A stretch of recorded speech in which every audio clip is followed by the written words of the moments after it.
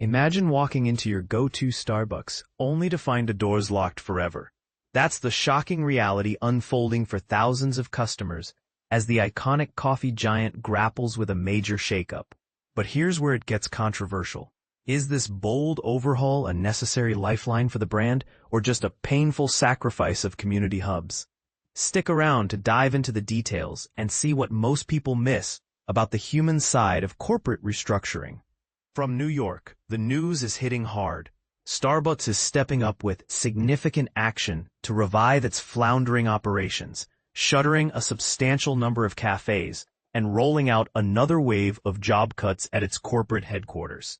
This is all part of CEO Brian Niccol's ambitious plan to breathe new life into the beloved but beleaguered chain.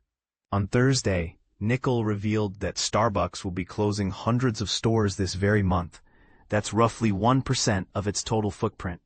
To put that in perspective, the company operated 18,734 locations across North America as of the end of June, and by September's close, that number will drop to around 18,300. These closures aren't random. They're the result of a thorough review of the company's physical presence, targeting spots that couldn't deliver the welcoming atmosphere customers and employees crave, or those lacking a clear route to profitability. Starbucks has always tweaked its store network for various reasons, like underperforming sales, but Niccol emphasizes that this round is on a much larger scale. This is a more significant action that we understand will impact partners and customers. Our coffee houses are centers of the community, and closing any location is difficult, he shared. It's a reminder that these aren't just buildings. They're gathering places where people connect over lattes and conversations. The restructuring comes with a hefty price tag. Starbucks anticipates spending about $1 billion on these efforts. Meanwhile, shares of the company, SBUX, remain steady in pre-market trading, showing investors are watching closely. In a heartfelt message to staff, Niccol explained the rationale behind the closures, stressing that these decisions weren't taken lightly. Despite the hundreds of shutdowns happening before the fiscal year's end next week, Starbucks is optimistic about rebounding. They're not just cutting back.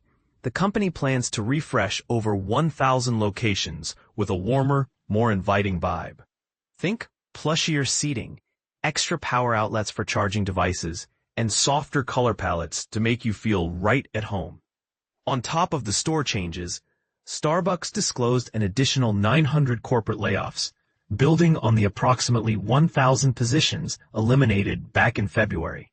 Employees affected will get the news on Friday and receive supportive severance packages, including generous benefits. Plus, many vacant roles will be eliminated to streamline operations. I know these decisions impact our partners and their families, and we did not make them lightly, Niccol wrote. I believe these steps are necessary to build a better, stronger, and more resilient Starbucks that deepens its impact on the world and creates more opportunities for our partners, suppliers, and the communities we serve. It's a vision of renewal, but one that comes at a personal cost. Niccol, who joined Starbucks about a year ago with high hopes of revitalizing the storied brand, has faced challenges. Financial gains haven't materialized yet. The stock is down roughly 12%, and sales figures remain stagnant.